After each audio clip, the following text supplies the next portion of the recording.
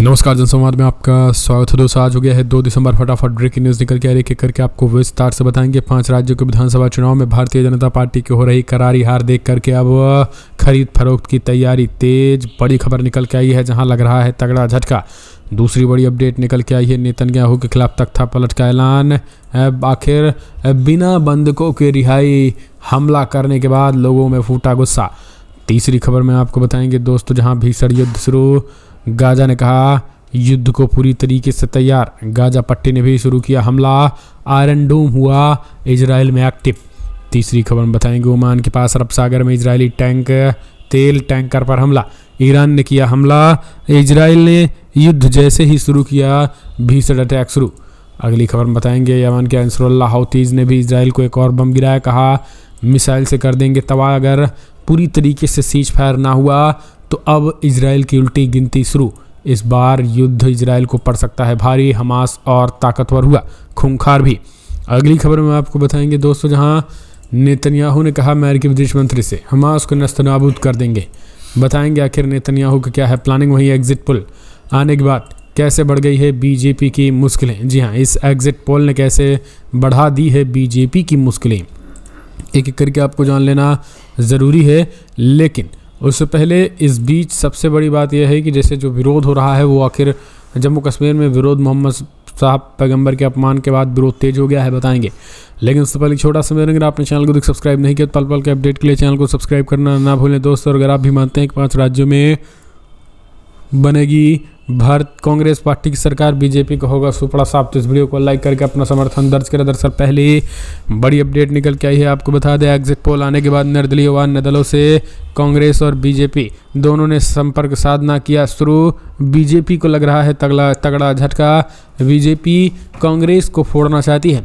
राजस्थान विधानसभा चुनाव नतीजे जैसे कल आने वाले हैं, लेकिन आपको बता दें उससे पहले ही एग्जिट पोल में असमंजस की स्थिति भी पैदा कर दी है। बता दें भाजपा और कांग्रेस की नींद उड़ गई है। बहुमत हासिल करने के लिए मुख्यमंत्री अशोक गहलोत, भाजपा प्रदेश अध्यक्ष सीपी जोशी व प्रभारी अरुण सिंह व निर्दलीय व 2 अन्य दलों के नेताओं ने संपर्क साधा गया है। इस बात की पुष्टि बागी व निर्दलीय प्रत्याशियों ने की है। आपको बता दें प्लान बी जो है वो राजस्थान में अशोक गहलोत ने तैयार करना शुरू कर दिया। उन्होंने कहा है कि जी हाँ, लड़ाई टफ है, मामला टफ है, इस वजह से उन्होंने प्लान बी पे काम करना शुरू कर दिया। और प्लान बी वाले जो लोग हैं यानी जो निर्दलीय हैं वो बीजेपी की तरफ कतई नहीं जाएंगे, वो अशोक गहलोत के खेमे में ही पूरी तरीके से बने रहेंगे। ऐसे में राजस्थान में भी बीजेपी को सरकार बनाना टेढ़ी खीर होगी। एक और अपडेट नेतन्याहू की कानूनी तख्ता पलट। जी आपको बता दें नेतन्याहू ने नहीं कराया बंधकों को आज़ाद, शुरू कर दिया हमला। भड़के लोगों ने किया प्रदर्शन, तख्ता पलट की तैयारी। दरअसल दोस्तों आपको याद होगा सीज फायर चल रहा था और सीज फायर में इजरायली बंधक रिहा हो रहे थे। लेकिन आपको बता दें अचानक ऐसा कुछ होता है कि इजराइल सीज फायर को तोड़ करके सीधा बमबारी शुरू कर देता है और उसे अपने बंधकों की कोई परवाह नहीं होती है। इसके पीछे इजराइल ने ये बात कही कि भैया सबसे पहला हमला हमास ने किया और यरूशलेम में उन्होंने 3 इजरायलियों को मौत के घाट उतार दिया, जिसके बाद ये हमने हमला शुरू किया है। लेकिन आपको बता दें इस पूरे मामले में नेतन्याहू ने कहा है कि फ़िलहाल कानूनी, उन्होंने कहा है कि अब नेतन्याहू के खिलाफ तख्ता पलट का ऐलान। लोगों को गुस्सा फूट पड़ा है। कल जोरदार तरीके से विरोध प्रदर्शन हुआ है। लोग सड़कों पर उतरकर नेतन्याहू के खिलाफ कार्रवाई की मांग करने लगे। लोग नेतन्याहू के तख्ता पलट के लिए विपक्षियों ने भी प्रदर्शन में शामिल हुए और कहा कि नेतन्याहू के नेतृत्व में ना तो हमास पर कब्जा जमाया जा सका, ना तो हमले रोके गए और ना ही बंधकों की रिहाई अभी तक हो पाई है। जिस तरीके का ये कार्य किया जा रहा है, नेतन्याहू साफ तरीके से हमास और नेतन्याहू के मिलने का भी यहाँ तक इजरायलियों ने आरोप लगा दिया। इस तरीके से जो है गुस्सा फूट पड़ा है। तो ये सारी चीज़ें अगली एक और अपडेट निकल के आई है दोस्तों। बड़ी खबर ओमान में जैसे ही युद्ध शुरू होते ही इजराइल को लगा तगड़ा झटका। 3 तरफ से हमले शुरू, इधर हुती विद्रोही तो उधर ईरान के मिलिशियाई जो है वो ओमान में और इधर हमास। ओमान के पास अरब सागर में इजराइल के तेल टैंकरों पर हमला, ब्रिटेन और रोमानिया के नागरिकों की मौत। दरअसल आपको बता दें जहां इधर हमास और इजराइल युद्ध के बीच ताबड़तोड़ एक्शन इजराइल ने लिया और इजराइल हमले करने शुरू कर दिए हैं सीज फायर को खत्म करते ही। उधर आपको बता दें बिना देरी हौती विद्रोहियों ने ओमान के पास अरब सागर में इजराइल के तेल टैंकरों को फिर से निशाना बनाया है। ब्रिटेन और रोमानिया के कुछ नागरिकों को इस बार मारे जाने की खबर निकल के आई है। कहा गया है कि ईरान पर उन्होंने शक जताया है। इजराइल ने कहा है कि ईरान के इशारे पर यमन के अंसरुल्लाह हौतीज ने इजराइल पर यह बम गिराया है। इजराइल गाजा पट्टी की घेराबंदी समाप्त कर, दरअसल आपको बता दें यमन ने स्पष्ट कहा है कि इजरायली जहाज़ों को अपनी सीमा से गुजरने की इजाज़त नहीं देंगे और लगातार उन पर हमले करेंगे। फिलिस्तीन के मुद्दों को लेकर मुस्लिम देशों को मदद करनी चाहिए। दरअसल उनके प्रवक्ता ने स्पष्ट कर दिया है कि फिलहाल हम हमले तब तक जारी रहेंगे जब तक पूर्णतः सीज फायर नहीं हो जाता है, और यमन के इस हमले के बाद से इजरायल की समुद्र में कमर टूट चुकी है। एक और अपडेट निकल के आई है, आपको बता दें इजरायल ने गाजा के खान यूनिस और रफा में फिर से बमबारी शुरू कर दी। अस्थायी युद्ध विराम के बाद इजरायल ने गाजा पर बमबारी में अनगिनत बच्चे और महिलाएं शहीद। जी हां, दरअसल आपको बता दें इस बार दक्षिणी गाजा के खान यूनिस शहर में इजरायल ने भीषण हमला कर दिया है। दरअसल आपको बता दें जैसे ही युद्ध विराम का जैसे ही समय समाप्त हुआ उसके 5 मिनट बाद फाइटर जेट से लेकर के वहां गरजने शुरू हो गए हैं। टैंक भी जो है वो अब दक्षिणी गाजा की तरफ बढ़ रहे हैं। अमेरिकी विदेश मंत्री एंटनी ब्लिंकन जो है वो वहां पर शांत कराने पहुंचे थे, और अब शांत कराने पहुंचे थे या उकसाने पहुंचे थे, लेकिन ये कहा गया कि तेल अवीव पहुंचे हैं और वो बेंजामिन नेतन्याहू को मनाने पहुंचे हैं कि किसी भी तरीके से सीज फायर का वायलेशन ना किया जाए। लेकिन इजरायल ने अब ये कहते हुए सीज फायर का वायलेशन करना शुरू कर दिया कि हमास के लड़ाकों ने जेरूसलम में हमला किया है, और यही कारण है कि उन्होंने दक्षिणी गाजा में हमले तेज कर दिए और एक बार फिर से मौत का तांडव शुरू हो चुका है।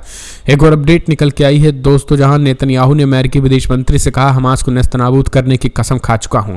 दरअसल इजरायल हमास युद्ध के बीच अमेरिकी विदेश मंत्री एंटनी ब्लिंकन एक बार फिर से इजरायल के दौरे पर पहुंचे थे, और इस दौरान इजरायल के पीएम बेंजामिन नेतन्याहू और अमेरिकी विदेश मंत्री एंटनी ब्लिंकन के बीच मुलाकात हुई, और दोनों के बीच वार्ता में नेतन्याहू ने कहा फिलहाल हम हमास के खात्मे की कसम खा चुके हैं, अपने देश से वादा कर चुके हैं, हम किसी भी कीमत पर पीछे नहीं हटने वाले हैं।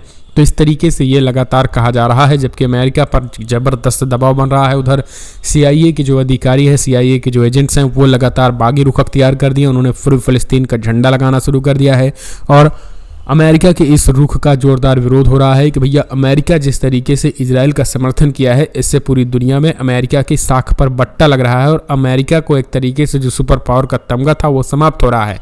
इस वजह से अब अमेरिका भी पूरी तरीके से बुरा फंस चुका है।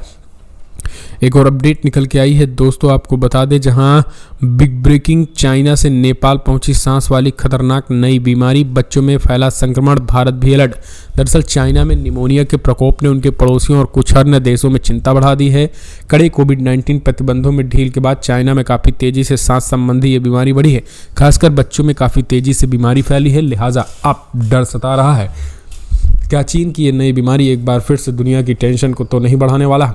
चाइना में बच्चों में सांस की बीमारी के बड़े पैमाने पर मामले सामने आने के बाद भारत, थाईलैंड और नेपाल सहित देश अलर्ट पर है और निगरानी बढ़ा दी गई है। एक और अपडेट निकल के आई है, रिजल्ट से पहले रिजॉर्ट तैयार, शिव कुमार बोले हाईकमान कहे तो 5 राज्यों के विधायकों को मैं अकेले संभाल लूंगा। दरअसल आपको बता दें एग्जिट पोल आने के बाद Bharatiya Janata party and company को तगड़ा झटका लग रहा है। बीजेपी में 5 राज्यों में कांग्रेस पार्टी की सरकार बनती हुई दिखाई दे रही है। वहीं आपको बता दें अब इस एग्जिट पोल के बाद भारतीय जनता पार्टी निर्दलीयों से संपर्क करने में जुट चुकी है। न केवल निर्दलीयों से संपर्क साधने में जुटी है, बल्कि भारतीय जनता पार्टी कांग्रेसी विधायकों से संपर्क साधने में जुट गई है, जिसका कुछ कांग्रेसी विधायकों ने हाईकमान को इत्तला किया, जिसके बाद से राजस्थान से लेकर छत्तीसगढ़ तक के विधायकों को जो है वो बेंगलुरु शिफ्ट किया जा सकता है। सभी आपको बता दें जिस तरीके से जैसे ही सभी विधायकों को, सभी लोगों को एक जगह पर आने की बात कही गई है, क्योंकि बीजेपी लोकतंत्र के खात्मे पर उतारू है और वो बीजेपी की किसी भी चाल को नाकामयाब करने के लिए कांग्रेस आलाकमान एक्टिव हो चुका है। एक और अपडेट निकल के आई है दोस्तों, 5 राज्यों में चुनाव खत्म होते ही लोगों को लगा महंगाई का झटका, LPG सिलेंडर के दाम बढ़े। जी हां, दरअसल 3 दिसंबर को 5 राज्यों के चुनाव परिणाम आने वाले हैं और इससे पहले लोगों को महंगाई का झटका मिल गया। दरअसल गैस सिलेंडर के दाम में देश के 4 महानगरों में इजाफा देखने को मिला। देश की राजधानी दिल्ली, मुंबई में 21 रुपये की बढ़त देखने को मिली। दिल्ली में गैस सिलेंडर के दाम 1775 रुपये से बढ़कर 1796 रुपये आ गए हैं। हालांकि इसे कॉमर्शियल गैस सिलेंडर कहा जा रहा है, लेकिन ये बीजेपी की पोल खोलने के लिए काफ़ी है। एक और अपडेट निकल के आ रही है दोस्तों, बिग ब्रेकिंग, आखिरकार अब इजरायली जेलों में सबसे कम उम्र के कैदी एडिका कैंप बेतनान के 14 वर्षीय सैफ अल डेवरोस को 7वीं बैच में छोड़ा गया। सैफ 2 बार कैद किया गया। IDF ने घायल भी किया। उनकी मां ने कहा खुद ही कैदियों को आज़ादी से नहीं बल्कि उनकी जीत से है। अगर मेरे पास सैफ जैसे 10 बच्चे होते तो मैं उन्हें गाजा के लोगों को दे देती। तो सीधे तौर पर आपको बता दें गाजा में जो है वो बच्चों को रिहाई हुई। हालांकि इजराइल जो है वो फ़लस्तीनी खास करके लोगों को भले ही रिहा कर रहा है, लेकिन उनके साथ मानवीयता की सारी हदें बर्बरता की पार कर दिया। उनको साथ जमकर मारपीट हुई, खाने पीने को नहीं दिया गया। और यही कारण है कि इजराइल की जो ये नीति है और इजराइल की जो पोल पट्टी है वो पूरी दुनिया के सामने खुल चुकी है। और यही कारण है कि अब किसी को बताने की ज़रूरत नहीं है। एक और अपडेट निकल के आई है दोस्तों, जम्मू कश्मीर में लगातार मोहम्मद पैगंबर साहब के अपमान के बारे में भड़के छात्रों लगातार कर रहे हैं प्रदर्शन। कई कॉलेजों को किया गया बंद, कश्मीर में कई जगह विरोध प्रदर्शन। दरअसल राष्ट्रीय प्रौद्योगिकी संस्थान NIT के श्रीनगर के छात्र द्वारा पैगंबर मोहम्मद साहब के बारे में आपत्तिजनक टिप्पणी करने के मामले में लगातार तूल पकड़ता नजर आ रहा है। और इस पूरे मामले में ये कहा जा रहा है कि अब उस पर केवल और केवल FIR की गई है और अभी तक उस पर कोई कार्रवाई नहीं की गई है, जिस वजह से अब वहां पर प्रदर्शन तेज हो चुके हैं। छात्र लगातार गिरफ्तारी की मांग कर रहे हैं और इस पूरे मामले में ये कहा जा रहा है कि छात्र अगर जल्द से जल्द गिरफ्तारी उनकी नहीं होती है तो ये आंदोलन रुकने वाला नहीं है। जबकि प्रशासन का कहना है कि अगर ये आंदोलन इसी तरीके से चलता रहेगा तो जो प्रदर्शन कर रहे हैं छात्र उन पर हम तगड़ा एक्शन लेंगे, यानी एक तरीके से उन पर ही एक्शन लेने की बात जो है वो कही जा रही है। ये एक बड़ी अपडेट निकल के आई है। एक और अपडेट निकल के आई है दोस्तों, आपको बता दें गाजा पट्टी में हमास के जो लड़ाके हैं वो लगातार अब युद्ध भी करेंगे और फ़लस्तीनियों को जो है वो बसा भी रहे हैं। जी हाँ, दरअसल दोस्तों आपको बता दें गाजा पट्टी में तेज़ी के साथ राहत और बचाव कार्य जारी है। दरअसल आपको बता दें गाजा पट्टी में राहत और बचाव कार्य इसलिए जारी है क्योंकि हमास के जो लड़ाके हैं वो ये चाहते हैं कि उत्तरी गाजा में जितना नुकसान हुआ है उससे तेज़ी से लोगों को यहाँ बसाया जाए, क्योंकि आने वाले समय में अगर दक्षिणी गाजा में ऑपरेशन शुरू होते हैं तो अगर दक्षिणी गाजा में ज़्यादा लोग रहेंगे तो मारे जाने वालों की संख्या ज़्यादा होगी। और यही कारण है कि पूरी एक एज आर्मी की तरह जो है वो तेज़ी के साथ लोगों की मदद कर रही है। वो एलन मस्क को न्योता दिया था गाजा पट्टी घूमने का, जिस पर एलन मस्क ने कहा भाई साहब हम युद्ध के बाद गाजा में पुनर्निर्माण में मदद करेंगे और युद्ध समाप्त होने के बाद हम न केवल आपकी मदद करेंगे बल्कि मुलाकात भी करेंगे।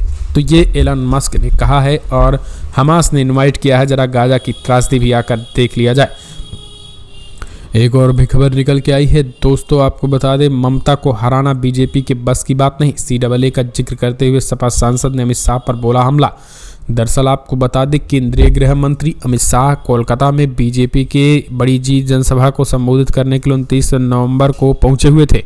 उन्होंने नागरिकता संशोधन अधिनियम CAA लागू करने को लेकर ममता बनर्जी को ऐसे ही चुनौती दी, जिस पर पूरे देश में चर्चा शुरू हो गई। अमित शाह ने कहा है कि हर हाल में CAA लागू होगा और इसे कोई रोक नहीं पाएगा। उनने 2026 के विधानसभा चुनाव ममता शासन को उखाड़कर भाजपा सरकार बनाने का आह्वान भी किया था। इस पर समाजवादी पार्टी के चर्चित सांसद डॉक्टर शफीकुर रहमान बर्क ने भी प्रतिक्रिया दी है। उन्होंने कहा है कि ममता बनर्जी को हराना बीजेपी के बस की बात नहीं है। यूपी के संभल से सांसद शफीकुर रहमान बर्क ने मुख्यमंत्री ममता बनर्जी की जमकर सराहना भी की है और उन्होंने कहा है कि ममता बनर्जी को बीजेपी नहीं हरा सकती है। मुसलमान ममता के साथ है। बंगाल में सब पहले भी ममता बनर्जी बीजेपी को हरा चुकी हैं। तो इस तरीके की चीज़ें जो है वो कही गई हैं।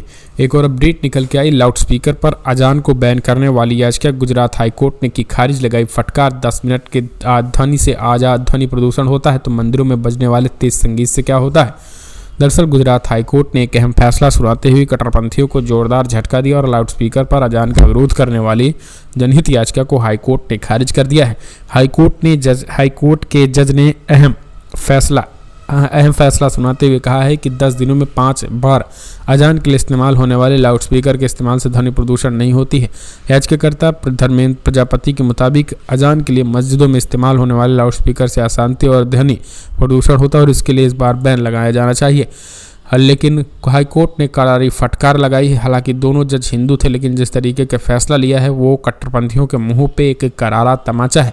एक और अपडेट निकल के आई है दोस्तों, बड़ी अपडेट, जहां राफा बॉर्डर के जरिए जो है वो गाजा में लगातार पहुंच रहे हैं ट्रक, लेकिन इजरायली सेना के बमबारी के बाद रुक गया है राहत और मानवीय सहायता से भरे ट्रक को। जी हां, दरअसल आपको बता दें तेजी के साथ जो है वो तुर्की और रशिया ने बड़े पैमाने पर और राहत सामग्री भेजी थी। यहाँ तक कि श्रीलंका में आपको बता दें कई उद्योगपतियों ने जो है वो फ्री फ़िलिस्तीन गाजा के समर्थन में, गाजा के लोगों के समर्थन में उन्होंने बड़े पैमाने पर मानवीय सहायता भेजी थी, लेकिन सब राफा बॉर्डर पर रोक गया, क्योंकि इजराइल सबसे पहला हमला जो है वो राफा बॉर्डर पर किया और उन्होंने राफा बॉर्डर पर हमले करने के बाद पूरी की पूरी जो मानवीय सहायता थी उसे रोक दिया है। ये इजराइल की एक टेक्निक है, रणनीति के तहत उसने खान यूनिस शहर और रफा बॉर्डर पर जो है वो हमले शुरू किए हैं। खान यूनिस शहर और रफा बॉर्डर पर हमले के मतलब ये है, आप समझिए कि वहाँ पर कहा जा रहा है कि इनका हमास का ठिकाना है, जबकि इजराइल पूरी तरीके से बौखलाया हुआ है। वो नहीं चाहता है कि आम लोग बचें, क्योंकि जो राहत और बचाव सामग्री है, जो ट्रक है उनमें राहत बचाव सामग्री है, इजराइल अच्छी तरीके से चेक कर रहा है, लेकिन उसके बावजूद वो नहीं जाने दे रहा ताकि लोग भूख से मरें।